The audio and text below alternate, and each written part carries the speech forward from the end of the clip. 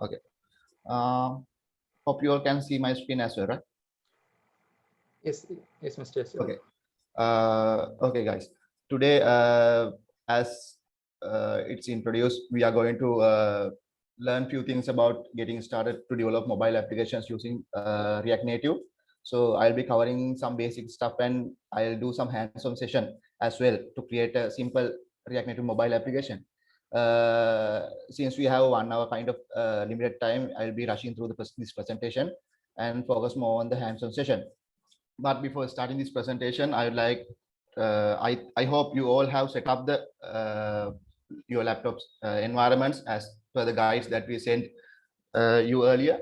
And supposing that I'm going to create the first mobile application project, because this will take some time to download some dependencies and packages. So I will run this create project command first and then start the presentation. While I'm doing the presentation, that download and setup will happen. So I have a guide in here. I will share this link as well with you all.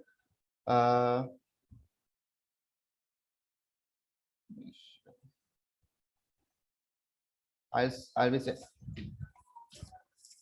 be sending this link to you all.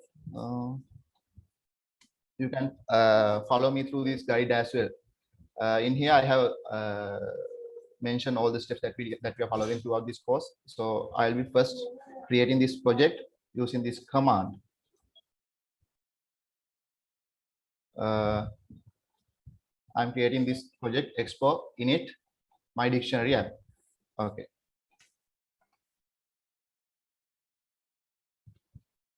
This will take some time to download the dependencies. That's why I'm doing this at the first. And here, once you get into this step, just hit enter, selecting this blank application. I'll explain to you what's it later. Okay. This will download dependencies to create the project. While that happens, I will go to the presentation.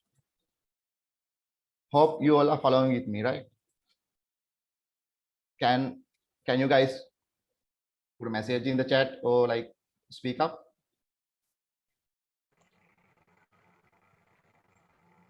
Yes, Hello? we are trying to do that, Mr. Asur. Okay. Okay. So we are today discussing about mobile application development with React Native. Just a glimpse about me. I'm Yasir Nilan, Senior Software Engineer at Orange HRM. As you all mentioned, we are all proud products of University of Moratuwa. Then we'll go to this part. What is mobile application development? Simply, the word give the meaning itself. When we are developing applications for mobiles like mobiles, smartphones, tablets, likewise, we call it mobile application development. And why we develop mobile applications? Because the nowadays world has gone mobile. Everyone is using mobiles, tablets, smartphones, devices likewise. So we don't have any restrictions on accessibility. Whenever you are in a bus, whenever you are in a car, whenever you are in a shop, you can access applications through mobiles. So that has been a major force for the development of the mobile application development. And all the leading softwares are offering mobile applications as well, because they need to stand out from the competition. The others are when the others are doing the mobile application, why not us? We also need to have a mobile application. And if you talk about mobile applications, there are like phases that we can identify. Let's say those are generations.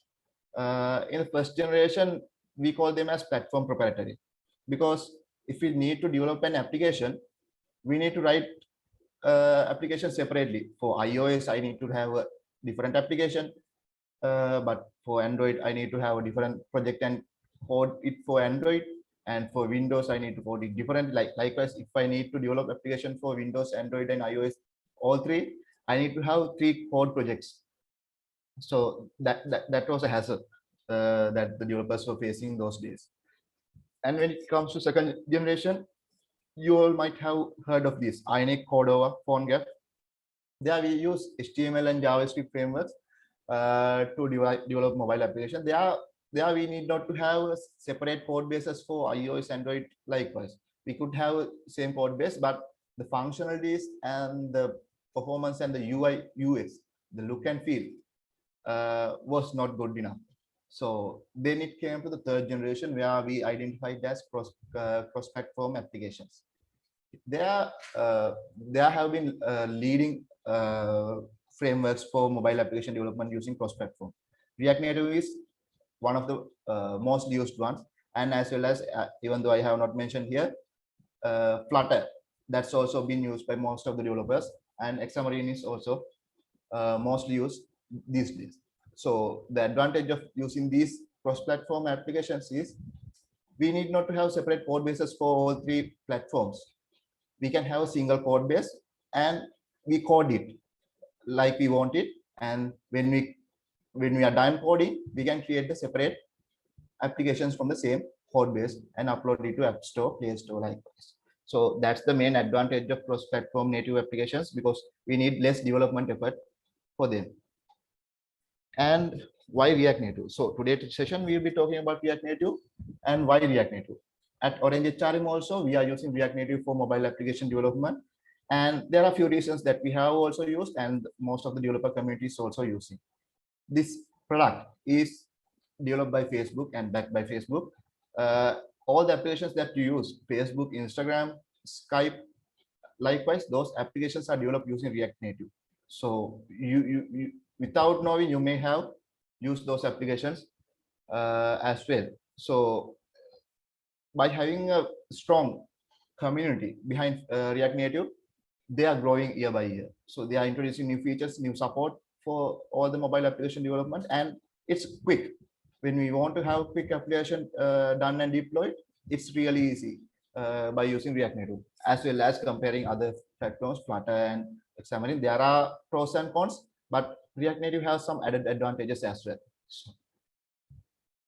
So during today's session, these are the steps that we'll be covering. We will create a React Native project using Expo and React Native components. I'll be going through what React Native component is, and state props and component lifecycle, and how to call a REST API and get the response and handle it, and updating the UIs, and finally creating an APK file. So these steps will be covering today. So this is simple lab because we have limited time and we have to rush through the session. So this is a mini dictionary that we'll be developing today, where you can type in a word and search for the meaning of it. If you get more time later, you can develop this by adding some other features as well. Okay, let's go to the building part. I'll be stopping this presentation and going to the terminal. Now you can see the command that I ran earlier, the expo init my dictionary app. This has created the sample application for me. Now I can open it up.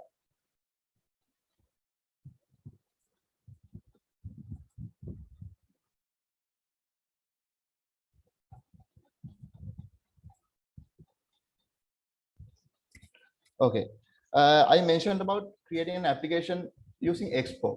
Expo is a React Native tool that is used to create mobile applications. There are a couple of ways that we can create mobile applications using React Native. One is using Expo. The other one is using pure React Native. So if you are getting started, Expo is the best place, because there are the things that you have to perform is quite less, and it's easy, and it's so fast. You can get an application up and running very quickly. So I would recommend you all to follow this Expo documentation guide. At the end of session, I'll be sharing all these links.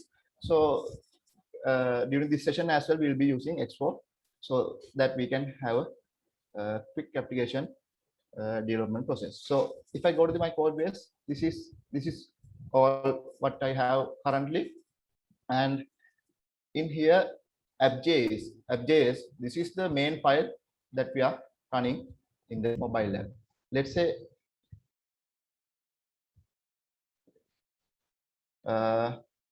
I start this project. For starting this project, I'll need to go to this project, cd my dictionary app, and then I need to run expo start.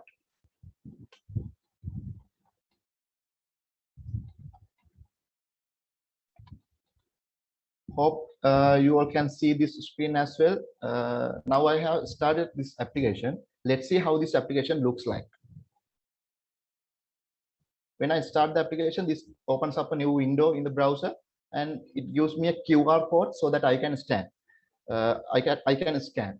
So with this QR, let me share my screen of the mobile.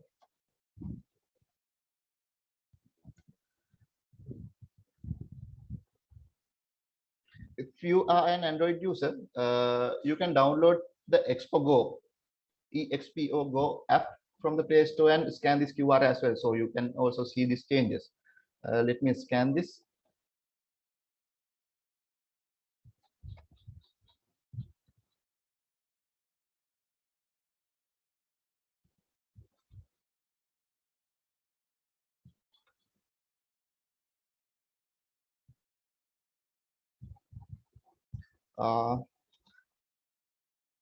Can you see my mobile screen share? Yes, Mr. Yasuru. Okay. Okay. So now you can see here in this application, when I scan the QR, this is showing as building JavaScript bundle. Then that means this app is being created, and then this will download this app to the mobile, and it will display on the mobile. Let's give it some time to happen.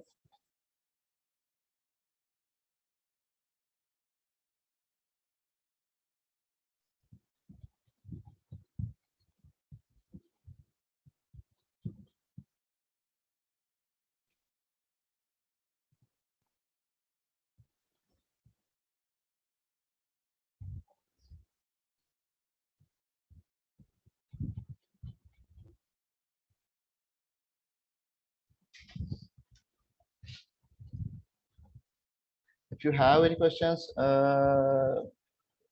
during this session, we'll keep it to discuss at the end and end of this session.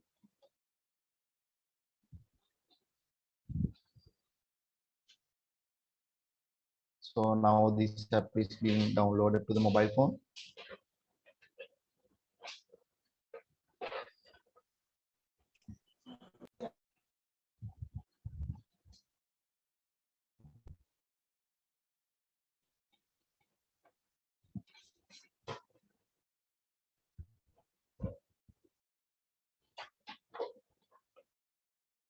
Okay, can you see this? This mobile application is now showing us open up app.js to start working on your app. So this is the mobile application running. If you go to this port, you can see this text in here. So this text is being displayed in the mobile screen. So we have a simple basic mobile application now. Let's do some changes here. I'll be adding a new text. This is IT faculty training. Okay, let's see whether this change appears. Yeah, voila.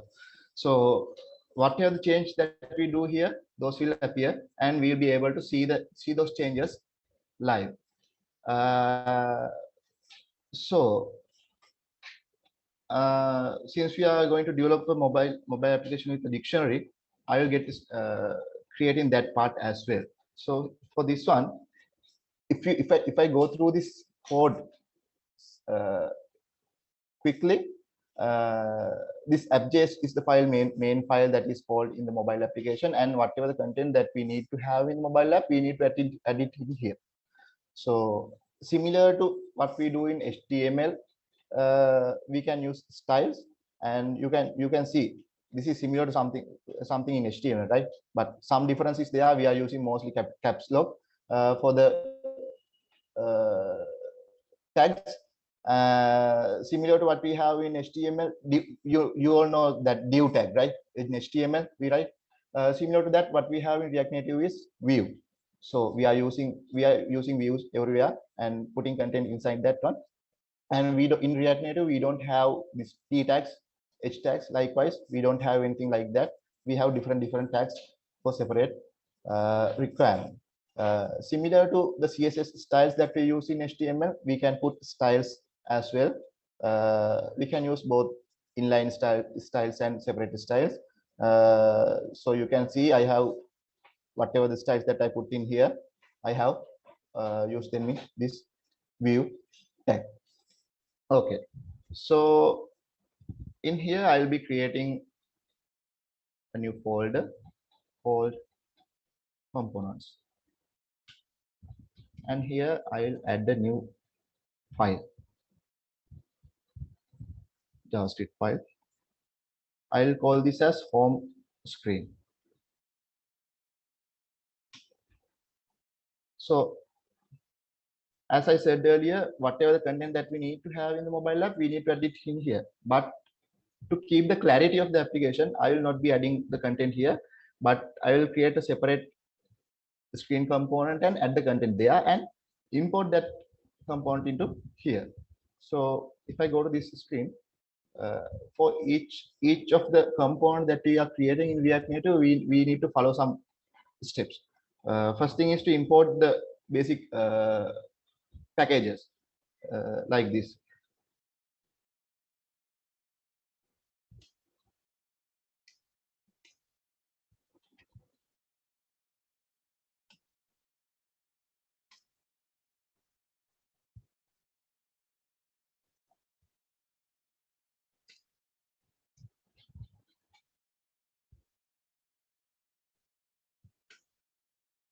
Okay, so we'll create the class.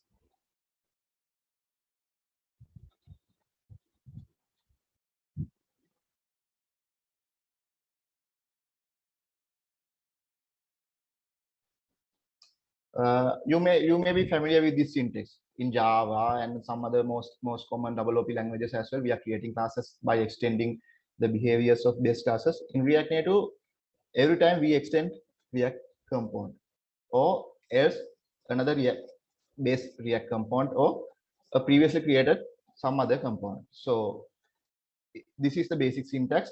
And after creating this class, we need to export that as well.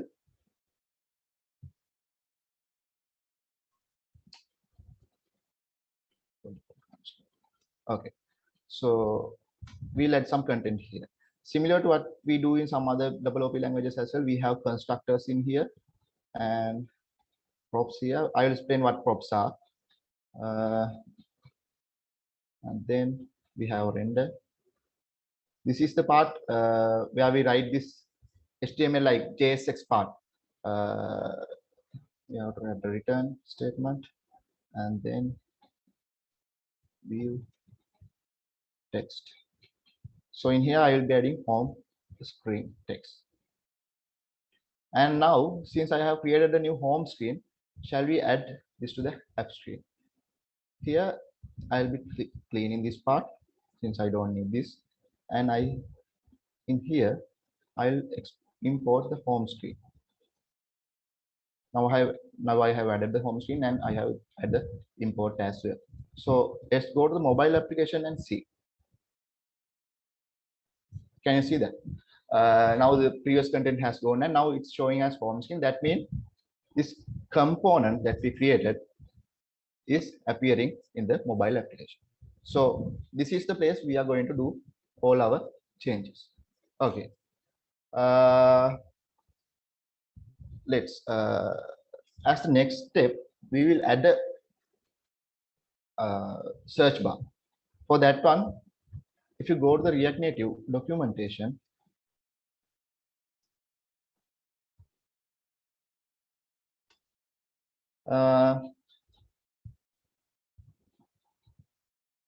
if you go to the React Native documentation, you can see the different kind of components that are available. In React Native, we call everything a component. Okay, that's the concept that we use. We call everything a component. So you can see all the components that are available. So text input is an input field. We can see buttons, flat list, that's a list, and image, modals, and scrolls, switch checkboxes. Likewise, we have different components inbuilt. So either you can use them or you can use them and build some other component as well. So to keep the things simple, I'll be using this text input, the default text input. So to use that one, I'll be copying this part from here and I'll put it in here.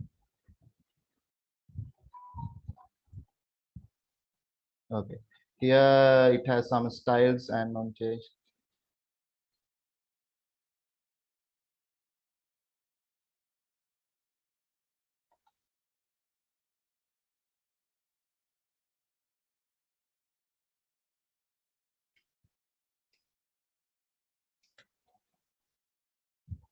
Okay.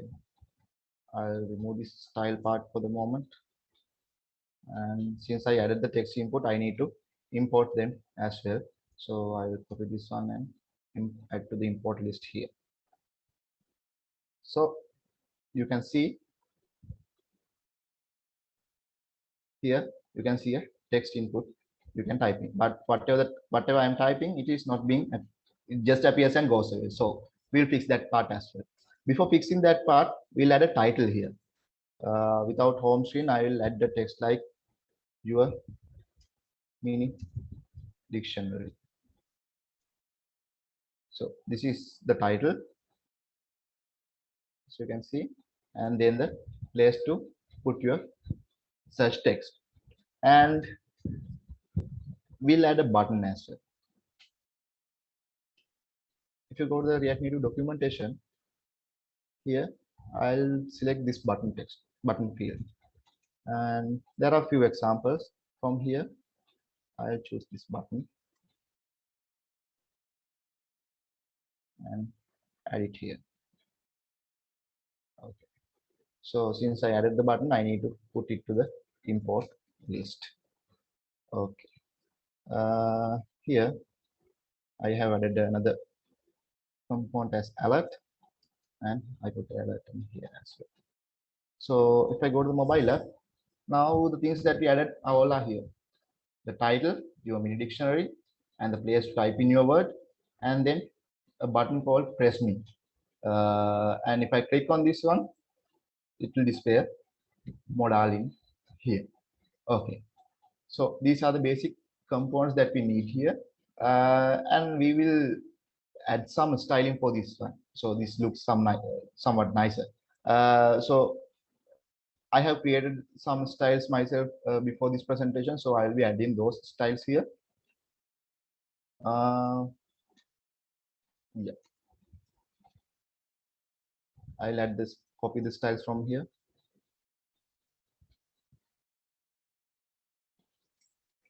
Similar to HTML, we can put inline styles as well, but for the clarity, we will be using, we will be not using inline styles. So for this one,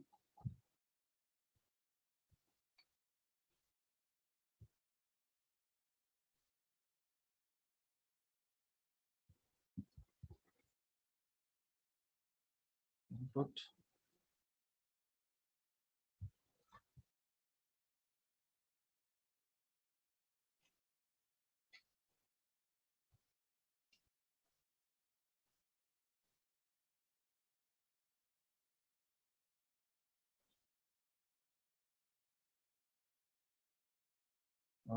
For the title also, we have style.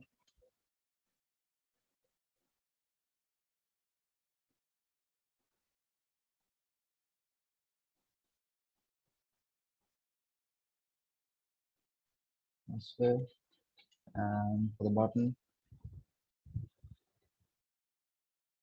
title text,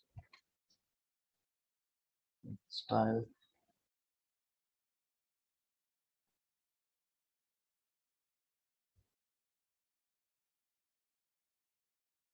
Okay, by adding those styles, this application became something like this. So we'll add the final styling at the end, but for the moment, this is working like this. Okay, so as you can see, if I type something in here, it doesn't persist, like it gets cleared off quickly. That is because in the text input, we have not written anything for on change text. This is being called whenever we type something, but in here we have not specified what to happen when we type something in here.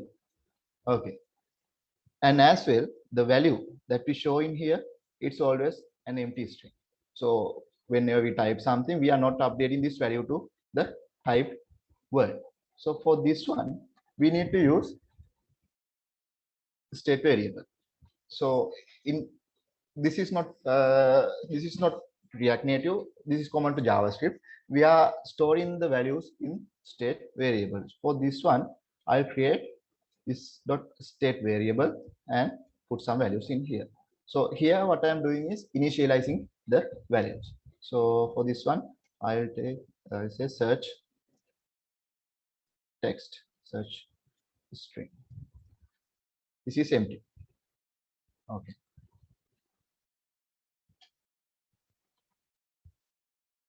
Without putting an empty string hard coded here, I will put this value as this dot state dot, what's the name that we gave here, search string. So here every time search string will appear in here. Even though now also we type anything, it doesn't appear because the type content we are not saving it to the this variable. Okay, we'll do that part as well. So this is for this callback function. I will put the typed value into the search string variable. For that one, this will be getting a string. Let's say as this as text, and this dot set search string as text.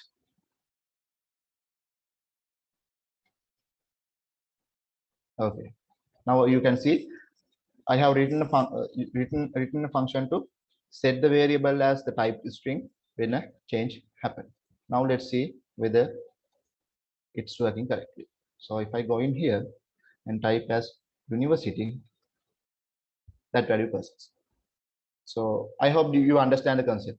Here, whenever we are typing something, we have to call this on change text, and this is the place where we persist the value to a state variable, and when we are displaying the value, we are getting the value from the persisted value. Okay. So now we have added the input field, the button, and the title.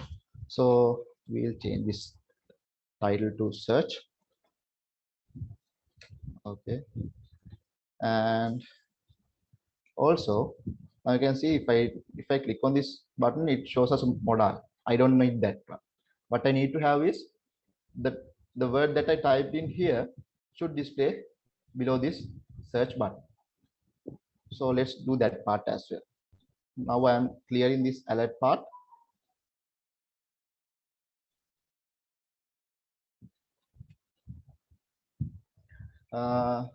So I'll create another variable search string. No, I'll keep same string, and after this button, I'll add another view and a text field. In here, I am going to display the search text as in here as well. So here, since I'm displaying this search text, this dot state dot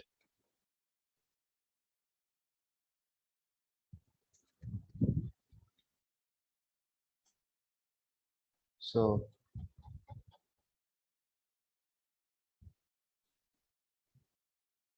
not search text, this is search string. Okay.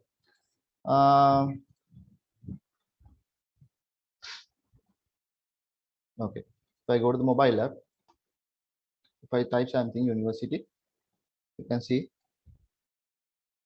whatever I am typing in this text field is displaying beyond this search, below this search button.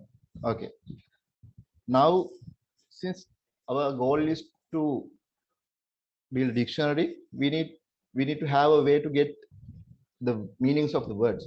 So for that one, there's if you search, there are multiple resources. Let's search dictionary API here. Yeah, if you search dictionary APIs, there are a lot of APIs that are available. You can send in a word, and as the response, you can get the meaning. So this is the famous one, the Oxford one. For this one, to set up, you need to create an account, and there are some steps, but that's free. So to avoid the hassle, I will be using a free and hassle-free API. This is free dictionary API. There you need not to create any account or something. You can just simply call this endpoint and get the response. Okay. To call this response, that should happen when you click on this button. So this on press of the button should call an API and get the response. So we will create another method.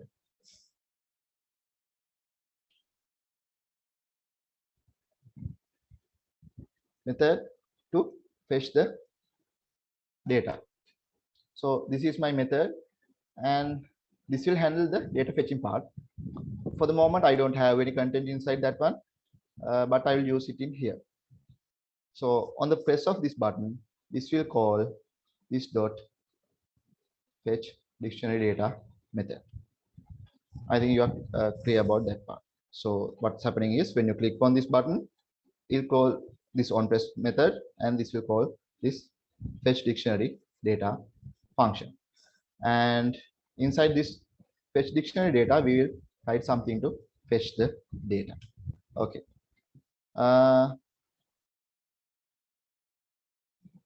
We'll define a variable that URL. So this is the URL that we need to call. Here, this hello, this part is the variable. This is the string that we are going to search. Okay. So as we put this search string to a variable, we can refer it from here as well. This dot state dot search string. So you can see something like this is composed from this one, because at the end of this string we are putting the string that we need to find. So this will get combined, and this will get like en/us/ the search string that we need to get the definition. Okay, now we will call this API and get the data. Response. And since this API calling is asynchronous, I need to use async keyword, because when we call this API, it will not give us the results directly at the moment. It will take some time to for the response to come back to us again. So wait, fetch. So this is the inbuilt method to call the web services. So there are different libraries that give us the web service calling functionality, but this is the base of all those libraries. So I'll be calling this URL from here. Sorry, not the string, URL. And after the response comes, we need to convert it to JSON. Let response data response JSON. Whenever we do call fetch method, we need to have this part as well to convert the response to JSON. This is also synchronous, so I'll add a wait part as well. So for the moment, we will call this API and see how the data is coming. So I'm copying this URL, and this is an API calling tool. So you can see I have already done this part. So if I call this API with the word hello, it sends us a response like this. In here you can see in the response, this is an array, and inside that one we have the word hello and phonetics, how you read it out, and the meanings. In here, this is the part that we are going to refer in this section. In the meanings, we have different parts of the speech. In here as a noun, you can see in some things we can have part of speech as verb, likewise. So we'll be focusing most on part of speech as noun. And definition, we can see the definition, the utterance of hello, a greeting. So this part we'll be trying to display in the mobile application. So you can see the format of the API first, and we need to get this value to be displayed. Okay. So yeah, now we have called this API and get the response. And we have converted this response to JSON. And then I'll add another variable here, word meaning. This is also empty at the moment. And after getting this response, I will update this word meaning variable in here. Word meaning. How we can get this word meaning from response data? So as you can see, this is an array. Inside the array, we have an object. In the object, we have meanings. In the meanings, that's an array.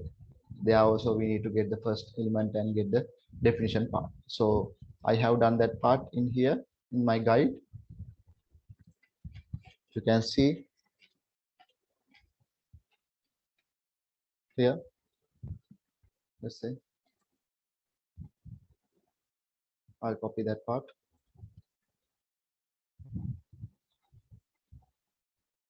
Sorry.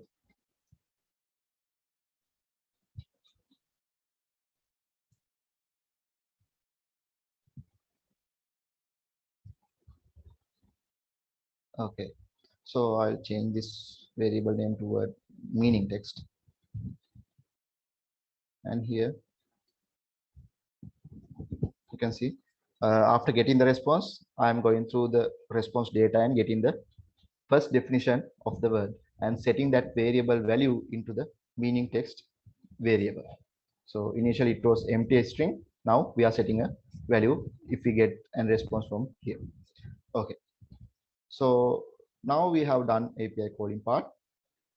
You can see we type something, say type city.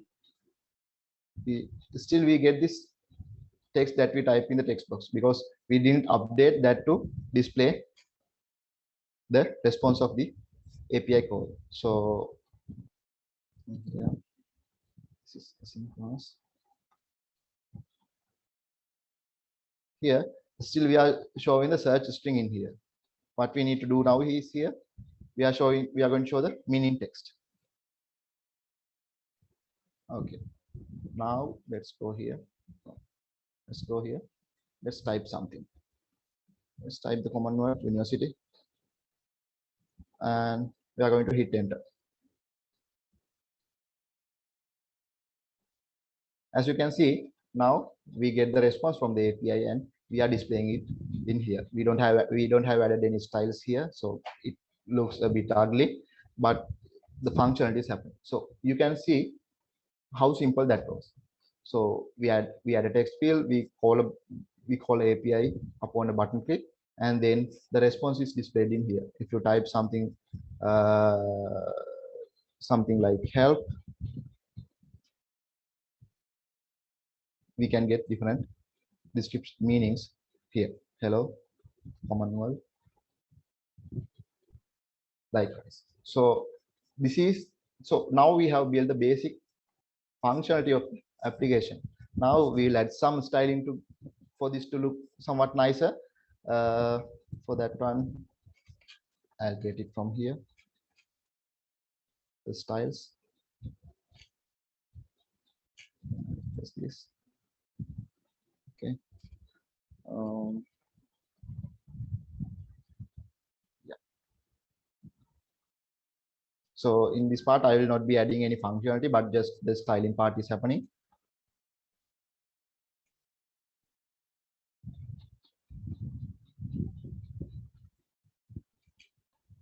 Okay. So this method is different from my one. Okay. So let's see. Now this look a bit nicer compared to earlier. So if we type something, let's say information.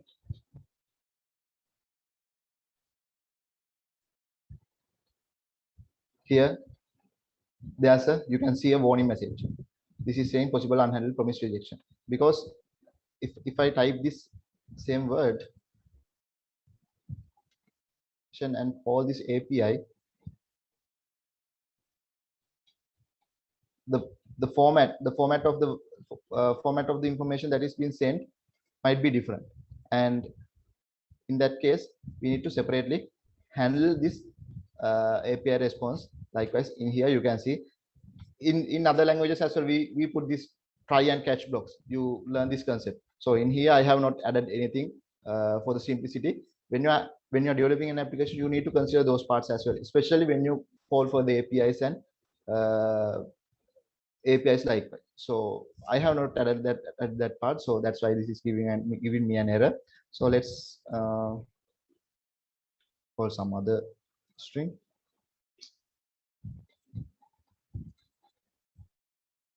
Hello.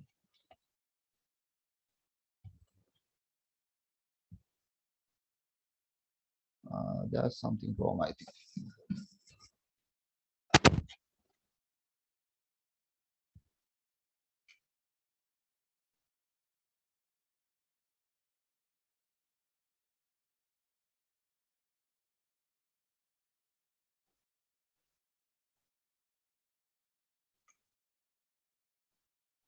Let me revert the changes.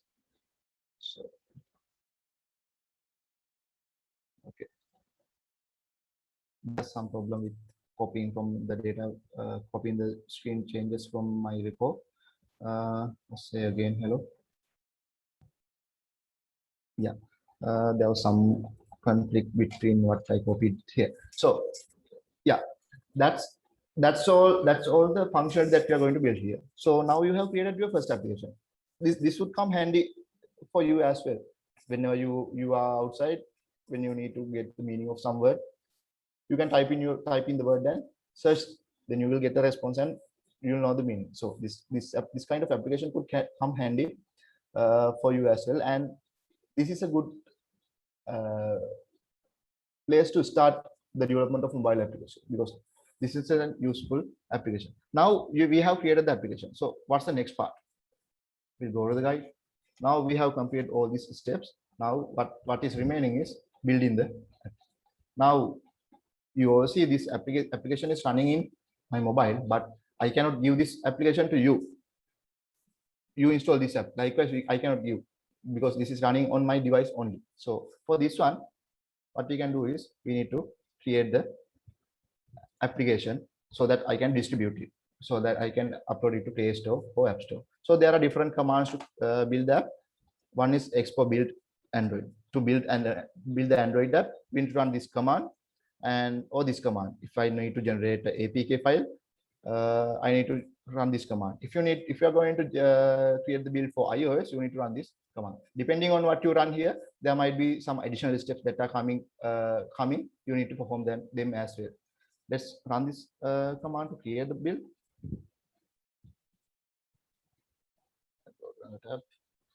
Expo run build.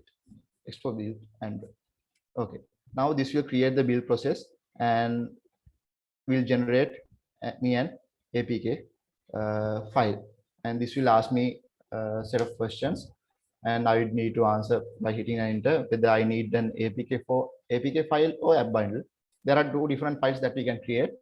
I'll create an APK file. For each Android application and iOS application, we need to have different keys. So generating that part is also handled through this one. Either we can use an existing one. So now you can see this build process has started. If you go to expo.io, you can see the applications that you have built and currently building. Since this is just started, it is not reflected in here. But yesterday I created an application called My Dictionary. You can see the applications that I have built already. So you can see I have built an iOS app and as well an Android. Before that, for another training session in a different university, I created an application related to COVID. You can see those apps as well. So whenever this task finishes, you will be able to download the created builds.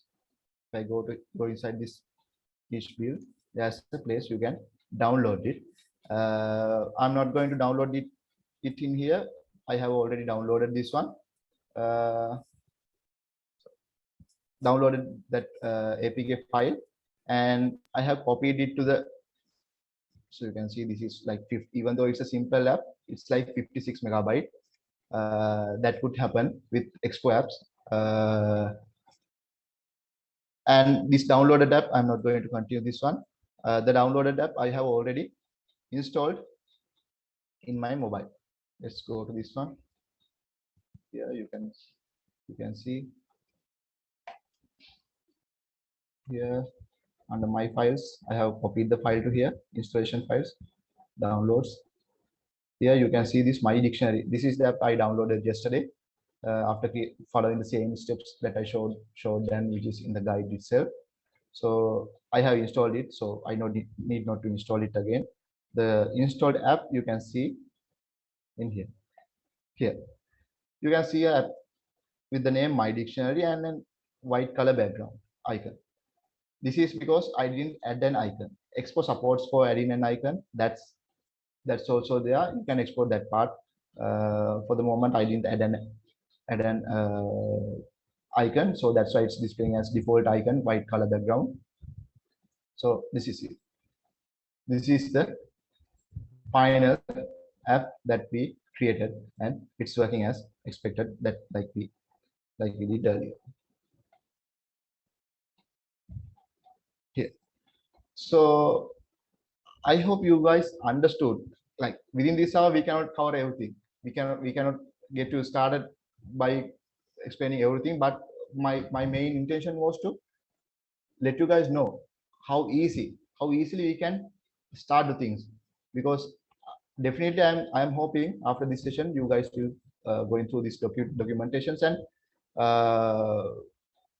start your development process using mobile application development.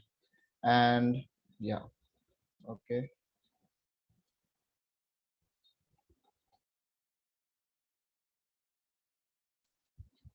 Yes. After you download these files, you can create a Play Store account and upload it to Play Store. Or when you download the iOS app, you can upload it to the iOS App Store and distribute it among yourselves and your friends. You can send the link and ask them to download them. You will feel a bit happy when others are using an application when you have developed an mobile application. So through this presentation, that's what I basically wanted to cover for you guys. Even though it's simple project that we did, I hope you will get a kickstart today and go through documentations and learn how we can proceed with mobile application development. If you have any questions, we can go through. I saw someone have put a question. If you are doing it with Android phone, are there any firewall configurations to be made? As I have already configured my phone to be developer mode. One thing you need to do is, no, if you're using Expo, you need not to do any configuration. As per this guide, you can simply scan the QR code. That's this guide. Yeah, as per this guide, you can download this Expo Go application. What's that name? If you search in the Play Store, there's an app called Expo Go. So you can download that application and scan the QR that will reflect the application in your mobile. If you're using iOS, you need not to download the Expo Go app. You can just use the mobile's camera to scan the QR that will open up your Expo application. So you need not to do anything like that. If you're not using Expo, there are some configurations. That's why I told Expo is the easy way. If you're getting started, Expo is the preferred way. If you are not using Expo, there are different configurations that you need to do, like enabling USB debugging. When you go to settings, there's an option to enable USB debugging. Likewise, there are some configurations that you need to add. But if you are using Expo, as I know, there's no any other configuration. Are there any questions, guys? If you can ask or you can put it in the chat. Mr. Yasiru, there's another question from Junior. He has asked whether is there any easy way to debug when developing in React Native. I mean, I think he said he's kind of new to React Native, and he's familiar with Ionic. He has said that in Ionic, they are in the browser, they can inspect the device and check some console logs and like that. Is there? And he's asking whether there's something like that in React Native or Expo. Yes. Frankly, I am not much familiar with Expo because only for this session I used Expo because for all the projects, the function, if you're getting started, Expo is the best place. But if you are developing more complex applications, Expo is not the much preferred one. So going via React Native is the preferred way. In Expo also, there are ways to debug. If I go in here, there are ways in this guide, there are ways that they have specified how to do the debugging, but I have not, frankly, I have not used. But if you're going the pure React Native, there are a lot of tools. There's a tool called Flipper, which shows you all the API calls or the like what we get in browser inspect. We can see all the information in here. The network tab is there. The elements are there, the component-wise architecture, and how the information is passed from one component to another. Likewise, all the information is there. Flipper is one tool, and also the React Native application comes inbuilt with Metro Bundler. There we have React Native debugger, so that's also come in handy when you are developing React Native mobile application. If you search in Google, you can get a lot of resources. I put it in here. Yeah, when you are developing React Native, like if you shake your phone, you will get a menu like this. So in here you can see reload the application, remote JS debugging, live reload to reflect the changes that you do live, and inspector like we have in the browser inspecting. Likewise, there are a lot of debugging tools available, but since I'm not familiar much with Expo, I can't say exactly these are the tools, but since a lot of people are using, I'm sure pretty much there are a lot of tools that are available to get started. Hope I have answered your question. Yes, thank you, Mr. Yasiru. Okay. If you guys have any question, you can ask. If not, we can wrap up this session. We have kind of come to the end of this valuable session today, but before winding up, first of all, I must apologize for the inconvenience and rush occurred at the very beginning, and then I must thank Mr. Yasrunilan for conducting this session in a productive way, in his best within this very short time period, spending his valuable time for us. And thank you very much, Mr. Yasiru. And excuse me, there's another question that they have asked. Shall I explain that part as well? Sure. So someone has asked the difference between React Native and Flutter. So if I explain it quickly, React Native is developed by Facebook and it's mostly used by Facebook community and the applications. The Flutter is developed by Google.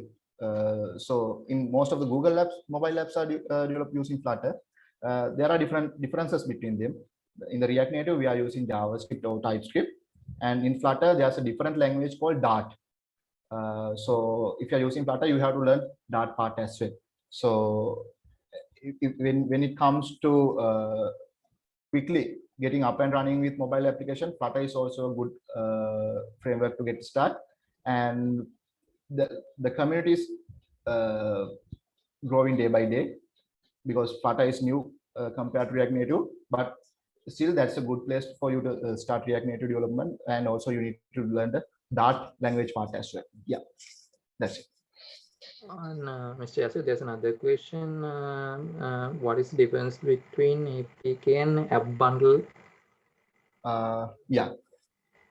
When we are creating the final apps and when we are uploading to the Play Store, earlier days we were uploading the APK files.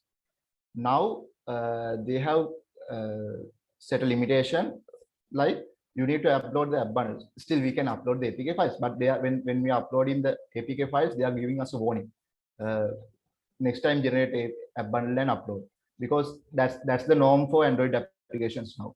And compared to the APKs and app bundles, they have different differences and pros and cons. In app bundles, there's functionality where the when you generate an APK and app bundle is quite small to compare to the APK. So, and also when the users are downloading, there's a functionality we can give different functionalities to be available for different users. Likewise, that configurability is there. I have not used it, even though that's the case. But a bundle is the new norm for when creating the Android applications. Thank you very much, Mr. Yasiru. And is there any questions you guys can put? Until then, again, I must thank Mr. Yasiru, and I must remember and thank Mr. Buddhiga and Mr. Yasanka for taking part in our tech session and the support given to successfully hold this and